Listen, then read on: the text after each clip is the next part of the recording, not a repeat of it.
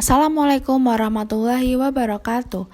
Kami dari kelompok 7 dengan anggota kelompok Aroma Udaningrum K, NIM 048, Laila Fauziah, NIM 052, Faisalula Indrasari, NIM 060, Anggita Indah P, NIM 076, dan Karisa Eka Cantika, NIM 084, akan mempresentasikan hasil diskusi kami tentang standpoint teori atau teori sudut pandang. Pengertian. Teori sudut pandang mengkaji bagaimana keadaan individu mempengaruhi aktivitas individu dalam memahami dan membentuk dunia sosial. Sejarah standpoint teori. Teori ini dikembangkan oleh Nancy Hartzog. Standpoint teori berawal pada tahun 1807. Berawal dari pendapat George Wilhelm Friedrich Hegel dan Karl Marx. Nancy Hartzog mengembangkan pendapat dua tokoh tersebut sehingga pada tahun 1983 Hartzog mempublikasikan The Feminist Standpoint, Developing the Ground for Especially Feminist Historical Materialism. Menurut Hallstein, mengemukakan bahwa standpoint teori menyoroti hubungan antara kekuasaan dan pengetahuan. Menurut Salzman Giavec 1997, ada 4 karakter teori feminis. Pertama, seks atau gender. Kedua, hubungan antara gender atau seks dilihat sebagai hal yang meragukan. Ketiga, hubungan antara seks atau gender selalu berubah. Dan keempat, teori feminis dapat digunakan untuk menantang status quo ketika status quo merendahkan derajat wanita. Konseptualisasi standpoint teori menurut Hartzog ada 5 asumsi spesifik mengenai asal dari kehidupan sosial. Pertama, kehidupan material atau posisi kelas membentuk dan membatasi pemahaman mengenai hubungan sosial. Jadi, asumsi pertama itu memberikan gagasan bahwa lokasi individu pada struktur kelas dapat membentuk dan membatasi pemahaman mereka mengenai hubungan sosial. Yang kedua, ketika kehidupan material dibentuk untuk dua kelompok dengan menggunakan dua hal yang bertolak belakang, maka pemahaman pada masing-masing pihak juga akan saling bertolak belakang. Jadi, asumsi kedua, standpoint teori terdapat bahwa semua sudut pandang adalah memihak, namun kelompok superior dapat merugikan mereka yang berada pada posisi subordinan.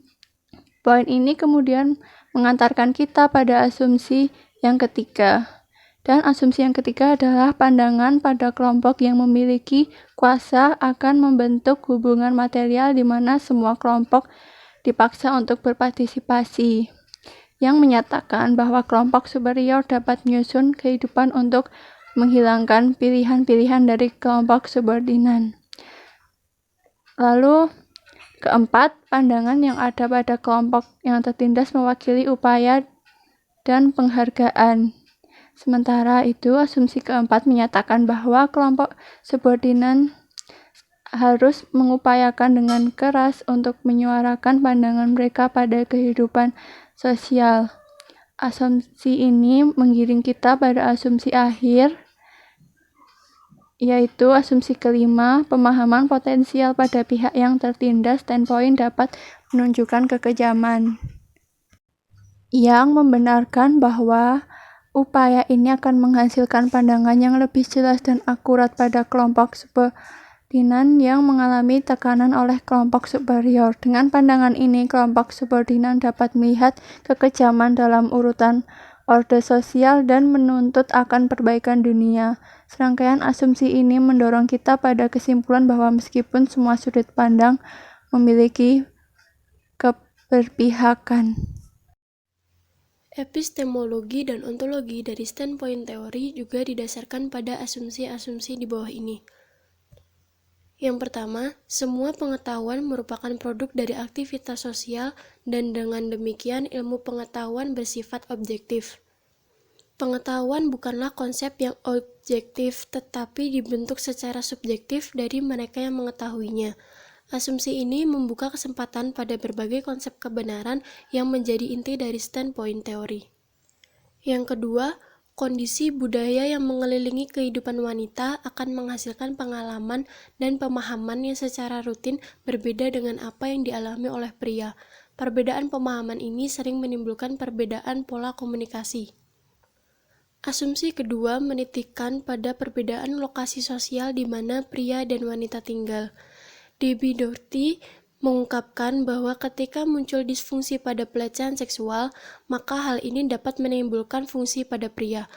Doherty menyimpulkan bahwa perbedaan lokasi sosial pada pria dan wanita membentuk reaksi pria dan wanita terhadap pelecehan seksual.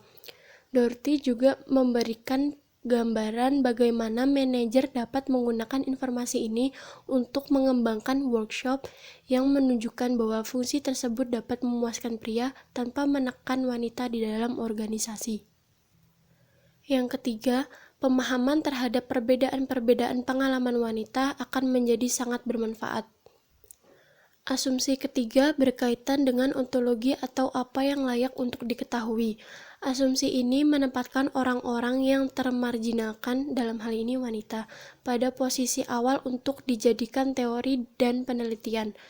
Ini membuat standpoint teori menjadi feminis dan sedikit banyak menggantikan sudut pandang kaum yang mendominasi dengan sudut pandang lain dari kelompok yang tidak mainstream.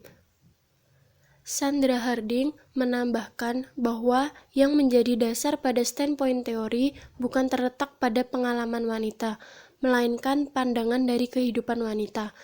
Perspektif dari kelompok yang termarginalkan dapat menjadi awal untuk memulai cara berpikir kita. Yang terakhir, kita dapat mengetahui pengalaman wanita dengan cara menghadiri interpretasi wanita akan pengalaman mereka. Cara untuk mencapai sentimen yang dikemukakan oleh Harding adalah dengan cara melihat bagaimana wanita berbicara dan menginterpretasikan pengalaman mereka. Dalam penyelidikan ini, peneliti dalam standpoint teori hendak memulai dari pihak yang termarginalkan dan fokus pada cerita dan interpretasi mereka.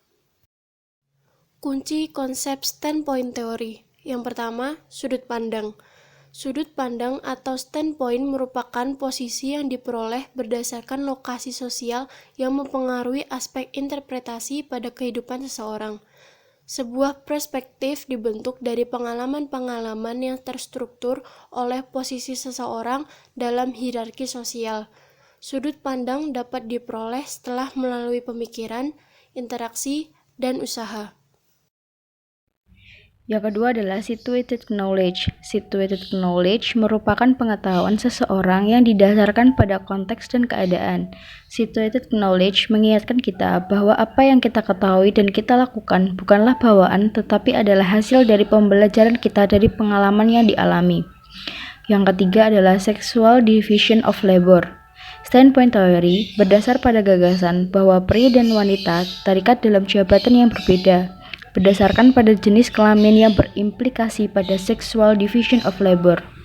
Divisi ini tidak hanya membedakan pekerjaan berdasarkan jenis kelamin, tetapi juga mengeksploitasi wanita dengan pekerjaan tanpa menyediakan upah. Hubungan standpoint teori dengan komunikasi. Standpoint teori dapat meningkatkan hubungan timbal balik dengan perilaku komunikasi dan sudut pandang. Melalui komunikasi, maka dapat membentuk dan menyampaikan standpoint tersebut. Whether women's own voice or greater legitimacy seems especially pertinent to communication scholar assessment of the value of alternative theoretical position. Wood 1992.213. Pernyataannya diungkapkan oleh Wood menggambarkan bahwa standpoint teori dapat memberikan gambaran untuk melihat posisi yang relatif, pengalaman, dan komunikasi pada berbagai kelompok sosial. Analisis standpoint teori terhadap fenomena program etnik runway. Dianalisis dari sisi pesan dan komunikatornya. Menggunakan dua asumsi. Yang pertama, pihak yang lebih punya akses atau kuasa pada informasi tidak mempunyai motivasi untuk memahami cara pandang pihak yang lemah atau minoritas. Yang kedua, pandangan kaum minoritas cenderung lebih objektif ketimbang pihak yang berkuasa. sebab mereka tidak mempunyai alasan atau ganjalan apapun dalam perspektif mereka saat berposisi. Sedangkan pihak yang mempunyai kuasa, mereka mempunyai tendensi dalam perspektif mereka, terutama untuk mempertahankan posisi. Tayangan etnik runway seringkali menunjukkan bahwa lingkungan atau tempat tinggal masyarakat adat angker, penuh atmosfer klinik, terpisah dari dunia atau peradaban yang normal dan ngeri. Menurut cara pandang orang kota, daerah di tepi hutan adalah wilayah atau lingkungan yang tidak biasa ditinggali manusia normal, dan orang-orang yang mendiami daerah semacam itu tergolong masyarakat yang tidak lazim. Standpoint orang kota menunjukkan bahwa masyarakat adat tidak punya goodwill untuk menerima orang baru di lingkungan mereka, disebabkan karena adegan yang menunjukkan perilaku anggota masyarakat adat saat bereaksi terhadap orang asing yang masuk ke daerahnya tanpa izin. Beberapa anggota masyarakat adat tiba-tiba muncul dari semak-semak dengan masing-masing menghunus tombak dan mengacungkannya ke arah orang asing tersebut. Sekian dari kelompok kami. Wassalamualaikum warahmatullahi wabarakatuh.